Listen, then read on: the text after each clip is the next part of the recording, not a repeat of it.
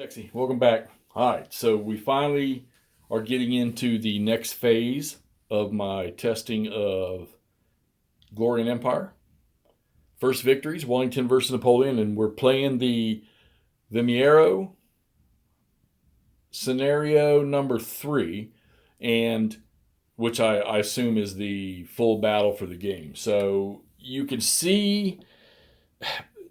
Okay, originally I was going to go from the soldiers game and jump straight into the brigade game, which is the advanced rules. But I told myself, you know what? No, let's kind of feather our way into that because I don't want to miss something in between.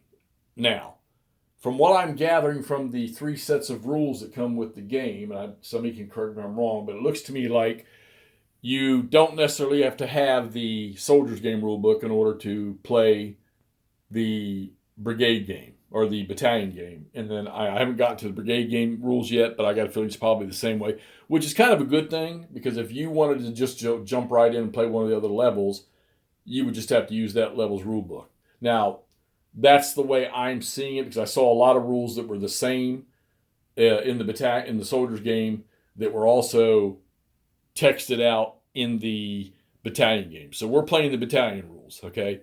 So you can see the initial setup with the Brits here around Vimiero and in the high ground.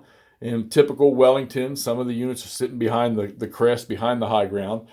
And there's a unit, a brigade up here, that I'm playing as the coalition or the British and the Portuguese.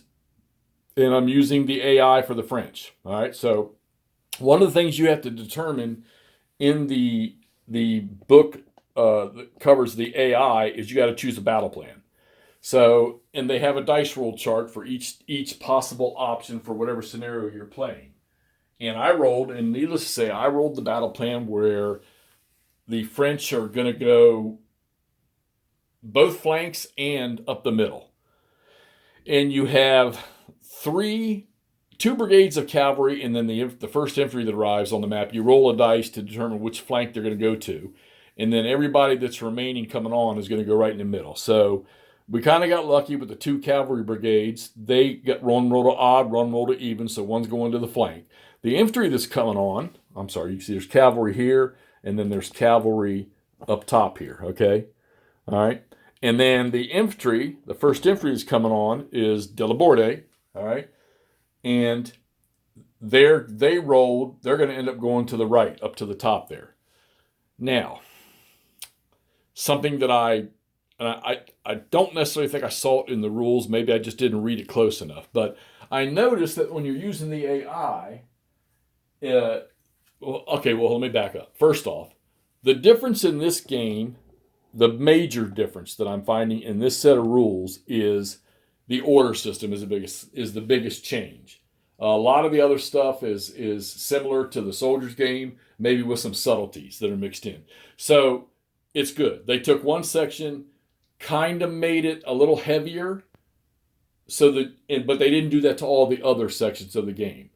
So you could sort of ease yourself into it and only have to focus really on one more detailed area, which is orders. Now, using the AI, one of the things I found was, let me pull one out here. So this is Weiss's cavalry brigade right here. And on his card, it says in orders initiative, no roll. So that tells me that he can never roll for initiative. Well, then I thought to myself, well, that doesn't make sense because somewhere along the line he might want to make a decision. He's a moderate leader, so he might go one way or the other. And then I realized, well, wait a minute. So in the order sequence here, you have this thing where you do your typical orders using your charts to see how many orders the British units get and how many orders the French units get. And then you have this initiative thing where you can start at corps, work down to division, and work down to your subordinate leaders like your brigade commanders. If a corps leader rolls for initiative, and let's say he goes through all his stuff and he's successful and he can put orders on so many units according to his value, his ER value he has, then a unit that has received orders from their upper echelon commander, they don't have to worry about rolling for initiative. However, let's say that a subordinate unit like this brigade here did not receive any orders from a above their above commander, their division commander, or above that, the corps commander, okay? Then they can roll for initiative. And I thought to myself, well, poor old Weiss, if I use his card, he's never going to be able to roll. Well, I figured that can't possibly be right. Well, what it is I took all of the command cards for both games, all right, for Romero and Valise. And then what I'm doing is I'm just blind drawing from the deck. If I decide, you know what, I want to try to roll for orders for that guy, and flipping it over and just seeing what that says right there. So he would not roll if I chose this card. And there's some in here that'll say roll. Watch, now I'm not going to find one. See, there's one that says roll. And I'm hoping that's the way this is supposed to be done. I'm not sure. I'm sure somebody will see this and they will straighten me out if that's the case, because I just can't see where that lower echelon brigade commander would never take initiative, especially being a moderate commander. He may go one way or the other. So that is going to be your biggest adjustment to going from the basic game, soldiers rules, to the intermediate game, battalion rules. And believe me, it's not that drastic. I've already played 2 turns in this now, and it didn't really take me that long to work that out. Now, the thing that I seen, and the thing that I think you have to pay attention to the most when you're playing this is once you determine initiative, and you're determining who's going to go first, and if you have units that are in reserve, when you mark them with a marker like this turn here, nobody got any orders. Those shouldn't be sitting here. Nobody received any orders, but what I failed to do was roll for my own troops, whether I wanted to give anybody orders. And I probably wanted to check over here for these guys that are out front, because I decided to move them. They were facing this way in here at an angle.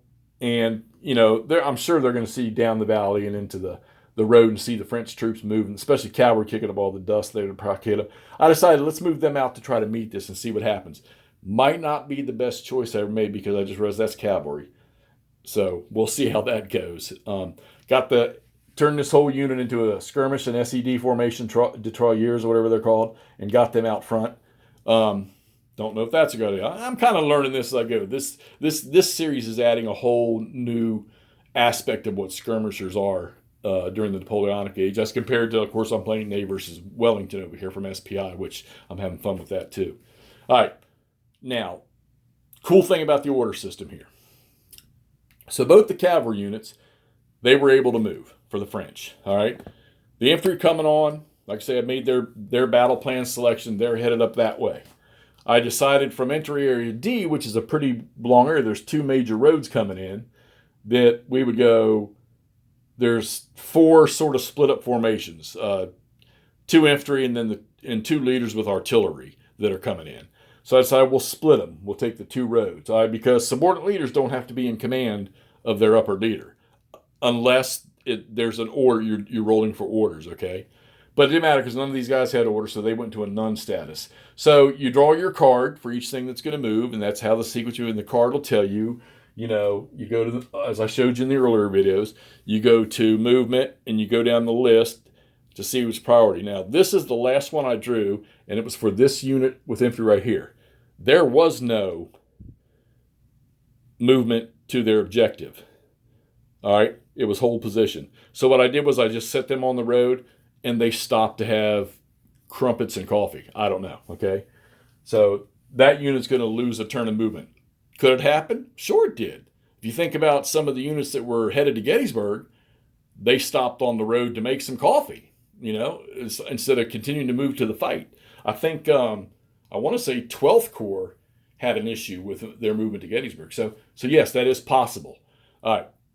So you're looking at right now is, other than these units here, which are going to end up here in an attack up here, everything else that comes on for the French for the remainder of the game turn are going to be coming probably right through Toledo or here, and they're going to go right down the middle towards Vimiero. The objectives are the town, the hill back here where Sir Arthur Wellesley is sitting, okay, and the hill over here, the Vimiero hill over here. Or just drive all of them off the map, okay? There's they have some add-ons to the victory conditions if you do certain things, like if one of the French destroy one of the supply trains or wagon trains for the which you can't see. if the French destroy one of those wagon trains right there, it ups their victory level. If they should win, it ups their victory level by 1. All right, having a good time with this thing. This is like I say, I'm just getting into the battalion rules, and this is going to be a very, very good system. Terry knows what he's doing with this stuff here. Have I questioned anything yet? I'm going to say no, because I don't know as much about Napoleonics. I got a feeling when I'm done with a few of these games, I'm going to have a better understanding of it. I'm not completely ignorant to Napoleonics and how combat was. I got to get used to this notion of cavalry having this reaction charge ability. Haven't had to do that yet. I've got to get used to. Well, I haven't had a case yet where I've had to do that, so maybe in this game I will. But the Brits, the coalition, allies, I didn't see any reason to get them out from where they were, other than I thought, let's make it interesting. Let's get this brigade out here. This is Ferguson's 2nd Brigade. Let's get them out there and see if we can't challenge those forces coming from the right. The start lines for the French, their deployment lines are like here, and then there's one down here, and then the center's here, and then the objectives are right in here. So we'll see how that develops. Like I said, we're 2 turns in. We're getting ready to start the 0900 turn, and the French get some reinforcements also down here at D. So we got to get this stuff out of the way before those reinforcements come on. So I'm going to tell you, when you get this, which I know a bunch of you all are going to pre-order this, already have. When you get this, I'm going to tell you, start with the battalion game. All right? I know a lot of you guys that are old-time grognards. I know Stig said he wants to get in to the deep part of the game to see where the developer was taking the game. And that's valid. If you are one of those people that can play these deep rule games because you played something, that's awesome. Go for it, because you'll probably have a good understanding of what you're doing. But if this is something that's new to you, not a massive counter list that goes in this game. There's more informational counters than there are unit counters. All right. But if you're not used to that, start with the soldiers game. Get a feel, because believe me, you can read those rules in one night, and after playing for an hour, when you finally sit down and play it, you'll start to get a good grasp of all the basic functions of the game with movement, fire combat, and stuff like that. And then, like I said, I've only transitioned into the intermediate ones. I read those rules in 2 days, which they're really no longer than the other rules, maybe a few additions. But that transition was easy. I got a feeling brigade, I'm hoping brigade rules will be the same way, but we'll see how that goes when I get to that. All right, so you're looking from Lock and Load Publishing. This is Glory and Empire First Victories, Wellington versus Napoleon. We're playing the Vimiero, the full game. I don't have the Western map set up over here, but we're playing the full game. Scenario number 3 it is, in the Vimiero section. And we're going to keep pushing, because I've enjoyed this thing so far, and I don't see any reason why that's going to change. All right, let's get this up so y'all can see what's going on. Can't wait till y'all get this thing. I thought I heard that it's being printed. I don't know. But I think you're going to get a good one out of this, okay? I will. Oh, okay, so here we go. I will say this. I wish that these things right here, I wish they were the size of normal cards. Because I bought one of them high-speed Las Vegas card shuffling things, and since you're going to use a solo and you need to shuffle this stuff up, I can't put them in there because they're made for regular-sized cards. So I hate doing this, but I have to hand shuffle these. And you know how cards get, they bow. Thank God these are on a good laminated type of card. They're not just regular everyday cards, so I can bend them back in. I haven't torn anything up yet. Everything's nice and clean. Maps, good shape. All the counters are great. And this thing has traveled a little bit. So, all right, let me keep on playing with this. We'll post this, and we'll get back to you when we're done with the next few turns. See you soon.